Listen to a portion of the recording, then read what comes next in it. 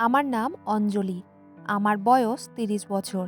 আমি খুবই গরিব ঘরের মেয়ে ছিলাম এবং আমার বিয়েও একটা মাতাল লোকের সঙ্গে হয়েছিল।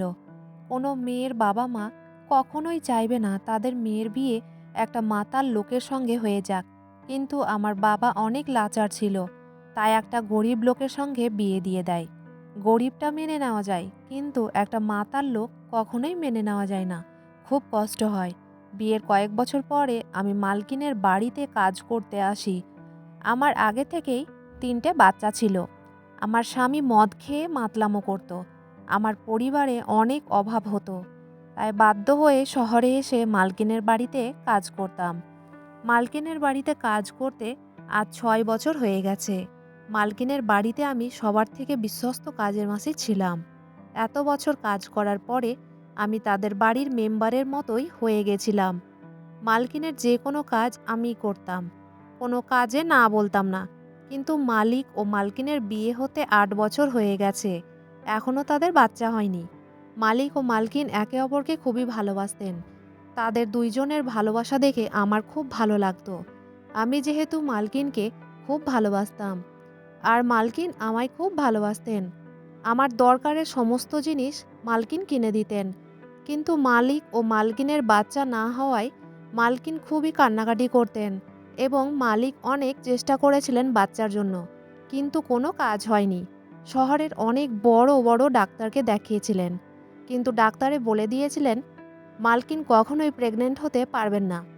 মালকিন নিজে থেকেও চেষ্টা করেছিলেন, তান্ত্রিক, ওঝা এবং যারা জাদুটোনা করে তাদের কাছেও। যখন উনি তাদের কাছে যেতেন তখন সঙ্গে আমাকে নিয়ে যেতেন। আমি নিজের দিক থেকে অনেক চেষ্টা করেছিলাম এই ব্যাপারে মালকিনকে সাহায্য করার, কিন্তু কোনো কিছুতেই কোনো কাজ হয়নি। মালকিন কিছুতেই গর্ভবতী হয়নি। গত ১ বছর ধরে মালিকও খুব ডিপ্রেশনে ছিলেন। উনি সবসময় মালকিনকে বলতেন, আমি বাবার একমাত্র ছেলে ছিলাম। আমার নিজের কোনো সন্তান না হলে বংশ বৃদ্ধি হবে না। তাই যেমন করেই হোক আমার নিজের একটা সন্তান চাই। উনি আগে দ্বিতীয় বিয়ের কথা বলতেন না, কিন্তু গত ১ বছর ধরে উনি দ্বিতীয় বিয়ের কথা বলছিলেন। উনি মালকিনকে বলতেন, আমাদের বংশবৃদ্ধি করার এখন একটাই উপায়, সেটা হচ্ছে দ্বিতীয় বিয়ে করা। মালকিন যখনই মালিকের কাছে দ্বিতীয় বিয়ের কথা শুনতেন তখনই উনি অনেক কান্নাকাটি শুরু করে দিতেন। মালকিনের কান্নাকাটি দেখে মালিক প্রত্যেকবারই এটা বলতেন, আমি তোমাকেই ভালোবাসবো, শুধু বাচ্চার জন্য দ্বিতীয় বিয়ে করব। তোমার জন্য আমার মনে যেটা শ্রদ্ধা আছে সেটা সবসময় থাকবে। আমাদের এই বিশাল সম্পত্তির মালিক হবে আমাদের নিজেদের সন্তান। বাচ্চা না হওয়ায় মালিক ও মালকিনকে পাড়া প্রতিবেশী এবং আত্মীয় স্বজনেদের অনেক কথাই শুনতে হতো। এই জন্যই মালিক এবার একটা সিদ্ধান্ত নিয়েছিলেন যে উনি দ্বিতীয় বিয়ে করবেন। আমি মালকিনকে বলেছিলাম তারা যাতে একটা বাচ্চা অ্যাডপ্ট করে নেয়, কিন্তু মালকিন আমাকে বলেছিলেন মালিক নিজের সন্তান চাইছেন, তিনি কারো বাচ্চা অ্যাডপ্ট করতে চান না। সেদিন মালকিনের ঘরে গেছিলাম খাবার দিতে। রুমে ঢুকতেই দেখি মালকিনের চোখ থেকে জল এবং উনি এদিক ওদিক তাকিয়ে পায়চারি করছেন। ঘরে ঢুকতেই মালকিনকে জিজ্ঞেস করলাম, আপনার এত মন খারাপ কেন? কি হয়েছে আমাকে বলেন। তখন মালকিন অনেক ব্যস্ত হয়ে আমার কাছে আসেন এবং কাঁদতে কাঁদতে বলেন, তোমার মালিক দ্বিতীয় বিয়ে করার জন্য একমত আছেন। উনি ডিসিশন নিয়ে নিয়েছেন দ্বিতীয় বিয়ে করবেন। তোমার মালিক যদি দ্বিতীয় বিয়ে করে তাহলে সে আমাকে আর আগের মতো ভালোবাসবে না, কারণ আমার নিজের কোনো সন্তান নেই। দ্বিতীয় বউটার যদি সন্তান হয় তাহলে তোমার মালিক আমাকে ভালোবাসবে না এবং ধীরে ধীরে হয়তো তার মন থেকে আমার জায়গাটা মুছে যাবে। আমি নিজের জায়গা কাউকে দিতে পারবো না। আমি কোনো মতেই তোমার মালিককে দ্বিতীয় বিয়ে করতে দিব না। আমি তখন মালকিনকে অনেক বোঝানোর চেষ্টা করি ও বলি মালিক আপনাকেই অনেক ভালোবাসে। মালকিন তখন বলেন, আমি সহ্য করতে পারবো না যখন আমার বর দ্বিতীয় বউকে নিয়ে সময় কাটাবেন, ওকে নিয়ে ঘরের ভিতরে দরজা লাগিয়ে থাকবেন।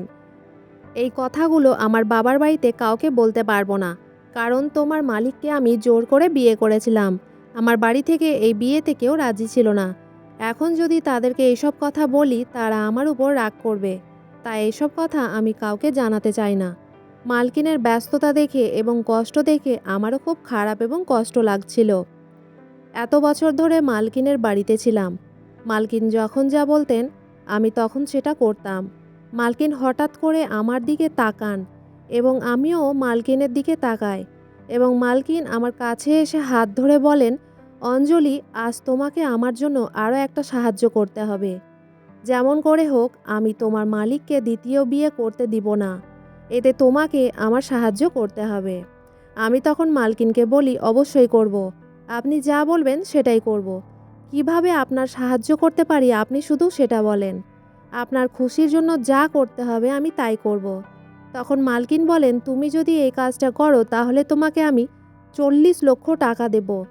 কাজটা শুনেই তো আমি প্রথমে অনেক বেশি অবাক হয়েছিলাম, কিন্তু 40 লক্ষ টাকা শুনে আমি অনেক খুশি হয়েছিলাম, কারণ এত টাকা আমার জীবনে কোনোদিনও দেখিনি। আমার স্বামীর অনেক ধার দেনাও বাকি ছিল। এখানে কাজ করে যা টাকা পেতাম প্রত্যেক মাসে বাড়ি গিয়ে অর্ধেক টাকা স্বামীর হাতে দিয়ে দিতাম। আমার 3টে ছেলে মেয়ে, 2 ছেলে 1 মেয়ে। আমার বর প্রথমে ছোটোখাটো কাজকর্ম করত, কিন্তু এখন সে আমার টাকা পেয়ে কোনো কাজকর্ম করে না। ওই টাকা দিয়ে যেমন তেমন করে সংসার চালায়। আমার মেয়ে বড়, সে তার ভাইদের দেখাশোনা করে। আমার বর এত বেশি ধার নিয়েছিল যে 5 লক্ষ টাকা ধার হয়েছিল।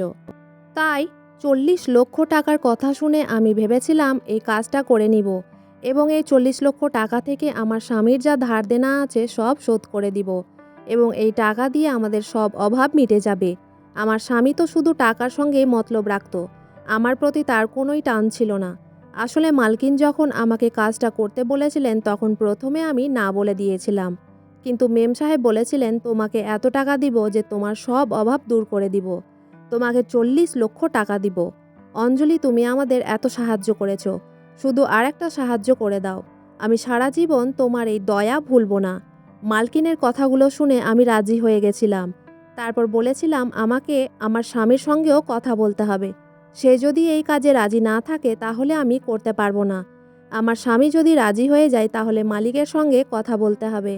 মালিক যদি এই কাজের জন্য রাজি না থাকে তাহলে তো আমি কিছুই করতে পারবো না। তাও আমি ভেবেছিলাম আমার স্বামী হয়তো এই কাজের জন্য রাজি হবে না। তারপর আমি ফোন করে স্বামীকে এই কাজটার জন্য বলেছিলাম। সে প্রথমে না বলেছিল, কিন্তু 40 লক্ষ টাকার কথা শুনে একবারও ভাবেনি এবং এই কাজের জন্য রাজি হয়ে যায়।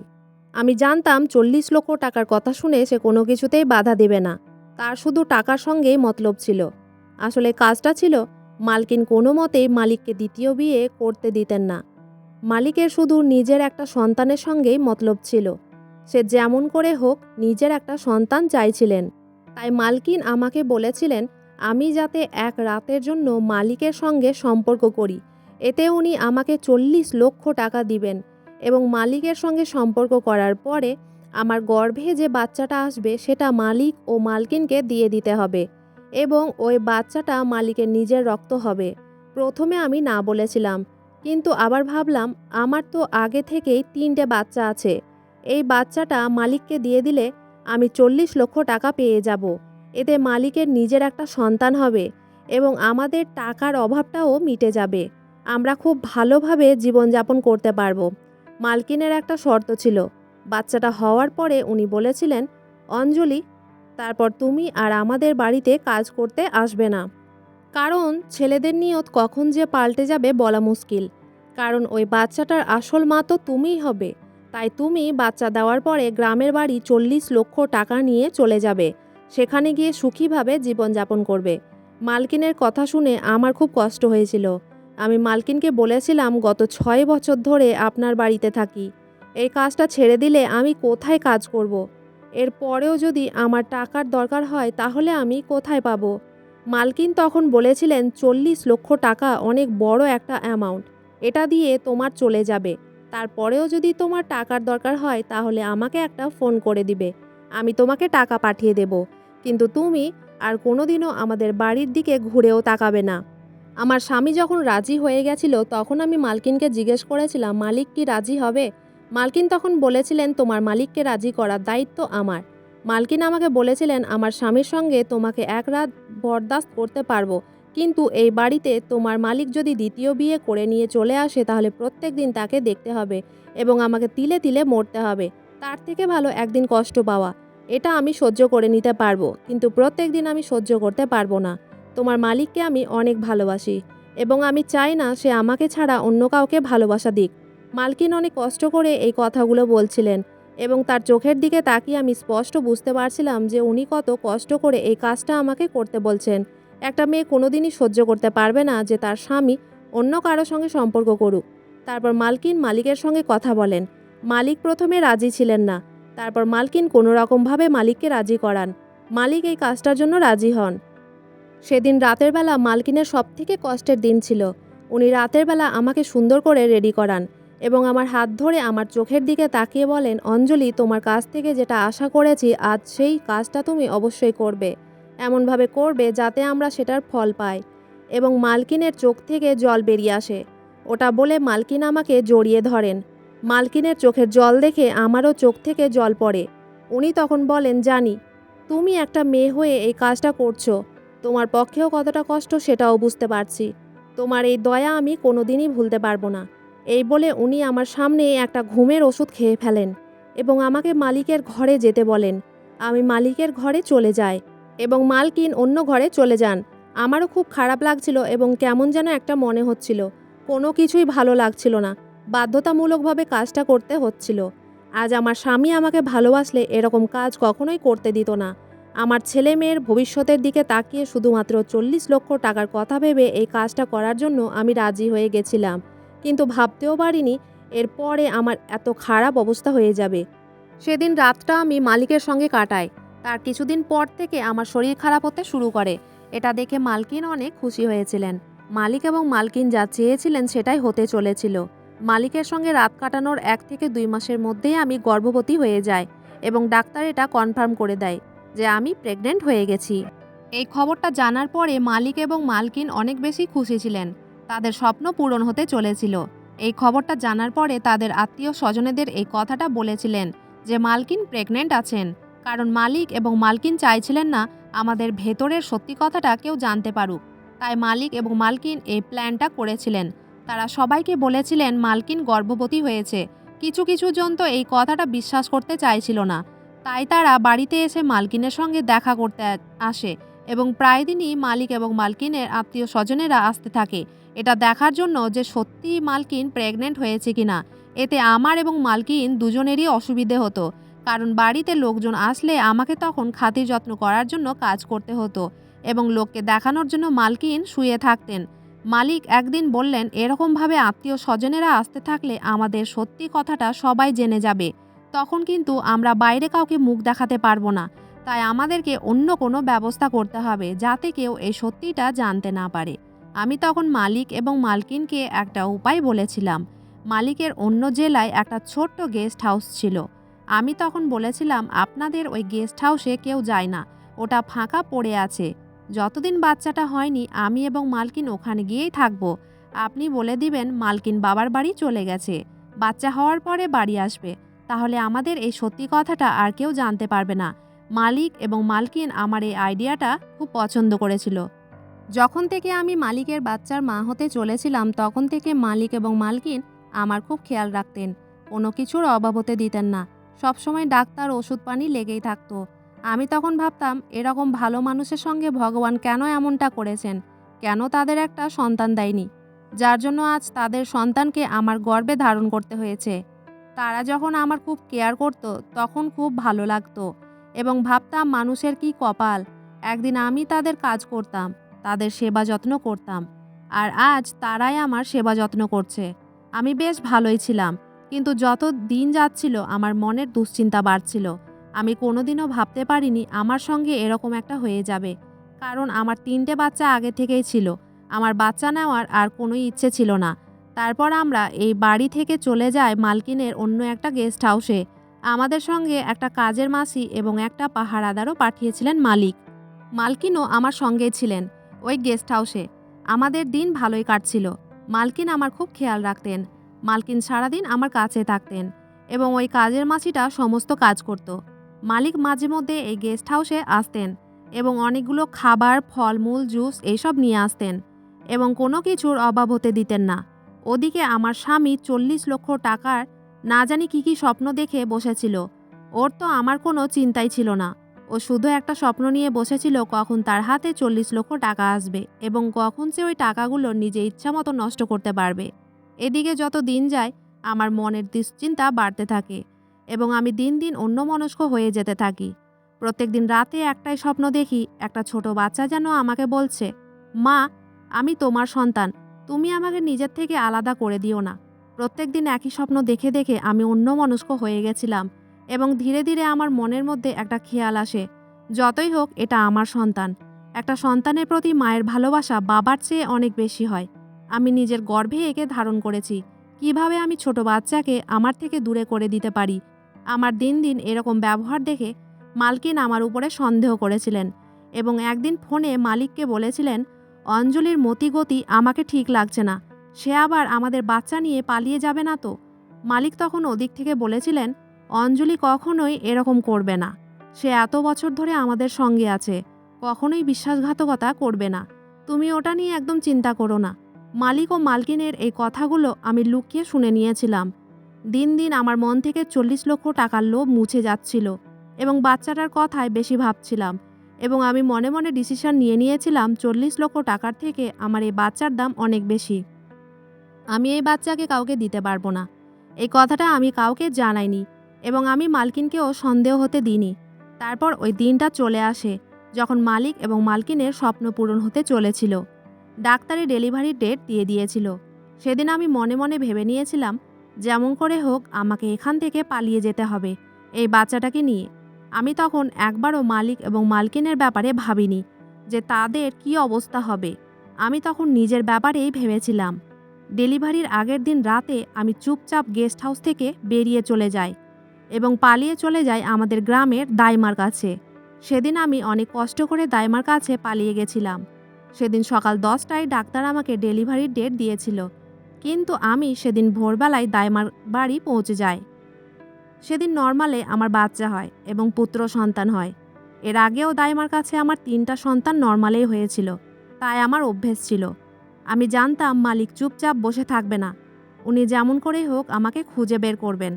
তাই আমি বাচ্চা হওয়ার পরে দাইমার কাছে থাকিনি, সেখান থেকে অনেক দূরে পালিয়ে একটা ছোট গ্রামে চলে গেছিলাম। আমার কাছে যে টাকা পয়সা ছিল ওটা দিয়েই কোনো রকমভাবে আমার এবং আমার ছেলের বন্দোবস্ত করেছিলাম। আমার ছেলে একটু বড় হওয়ার পরে সেখানকার আশেপাশের বাড়িতে আমি কাজ করতাম। এইভাবেই আমি এবং আমার ছেলের খরচা টানছিলাম। ওদিকে আমি ভয়ে আমার স্বামীর কাছে যাইনি। ওখানে এইভাবে গেলেই প্রায় মালিক ১৩ আমাকে বছর খুঁজে কেটে বের যায়। করতেন। আমি তাই একটা আমি ভয়ে ডায়েরির তাদের মধ্যে সঙ্গে কোনো সবকিছু লিখতে যোগাযোগ শুরু করিনি। করি। যখন জানতে পারি আমার একটা বড় অসুখ হয়ে গেছে, ভেবেছিলাম ডায়েরিতে লিখে রাখলে আমার ছেলে বড় হয়ে এটা হাতে পাবে এবং তার সত্যিটা জানতে পারবে। কারণ আমার যা অসুখ হয়েছিল সেটাতে অনেক টাকার ব্যাপার ছিল। তবে হয়তো অপারেশন করে আমার অসুখটা ঠিক হতো। কিন্তু আমার কাছে চিকিৎসা করার অত টাকা ছিল না। তাই ভেবে নিয়েছিলাম আমি আর হয়তো বেশি দিন বাঁচব না। আমার ছেলে দেখতে পুরো মালিকের মতোই হয়েছিল। সে নিজের সত্যিটা এখনও জানতো না। আমি গরিব তো ছিলাম, কিন্তু আমার ছেলেকে স্কুলে ভর্তি করেছিলাম। চেষ্টা করেছিলাম যাতে তাকে ভালো শিক্ষা দিতে পারি এবং বড় হয়ে সে যাতে ভালো কাজ করতে পারে। একদিন ডায়েরিটা আমার ছেলের হাতে পড়ে যায় এবং তার নিজের সত্যিটা জানতে পারে। ওই ডায়েরির মধ্যে আমি মালিক এবং মালকিনের বাড়ির ঠিকানাটাও লিখে রেখেছিলাম, কারণ আমি চেয়েছিলাম আমার মরার পরে আমার ছেলে যাতে এই ডায়েরিটা হাতে পায় এবং সে যাতে তার আসল পিতার কাছে চলে যেতে পারে। কিন্তু ভাবতেও পারিনি আমার মৃত্যুর আগেই ডায়েরিটা তার হাতে পড়ে যাবে এবং সে সব কিছু জানতে পেরে যাবে। সব কিছু জানতে পেরে আমার ছেলে আমাকে বাঁচানোর জন্য ওই ঠিকানায় মালিকের বাড়ি পৌঁছে যায় এবং মালিককে গিয়ে সব কথা বলে দেয়। মালিক কিছুতেই বিশ্বাস করেনি আমার ছেলের কথা। উনি বলেছিলেন, তুমি মিথ্যা কথা বলছো। আমার ছেলে তখন বলেছিল, আমি সত্যি বলছি না মিথ্যা বলছি এটার বিচার আপনি পরে করবেন, কিন্তু আমার মাকে বাঁচিয়ে নিন। আমার মায়ের চিকিৎসা না হলে মরে যাবে। মালিকের হাতে পায়ে ধরে আমার ছেলে মালিককে রাজি করায়। মালিক এটা জানার জন্য আমার ছেলের সঙ্গে আমার কাছে চলে আসে, জানার জন্য যে এটা সত্যি না মিথ্যে। কারণ মালিক অনেক খোঁজার চেষ্টা করেছিলেন আমাকে এবং আমার ছেলেকে, কিন্তু তারা খুঁজে পায়নি।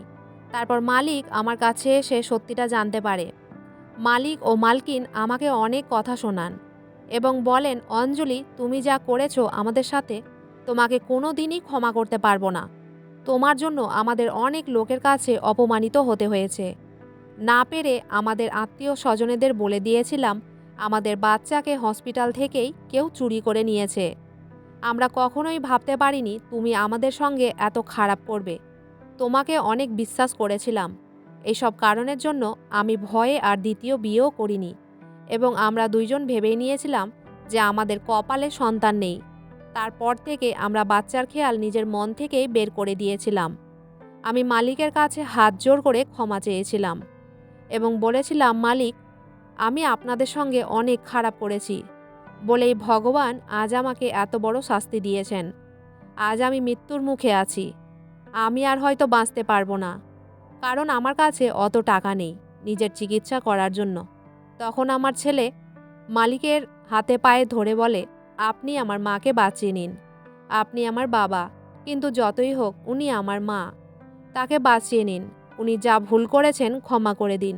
এটা শোনার পরে মালিক তার ছেলেকে জড়িয়ে ধরেন এবং অনেক আদর করেন। তারপর মালিক আমাকে একটা বড় হসপিটালে ভর্তি করেন।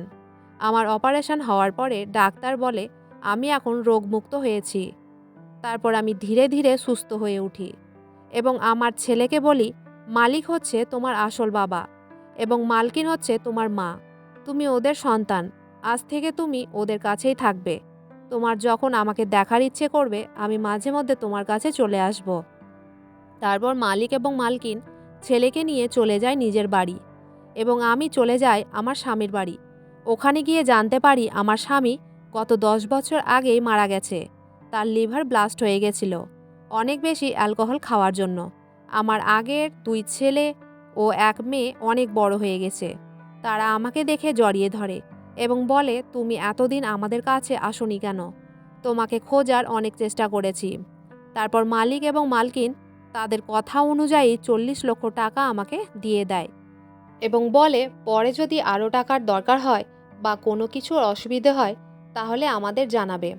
40 লক্ষ টাকা পাওয়ার পরে আমাকে আর লোকের বাড়ি বাড়ি কাজ করতে হয়নি।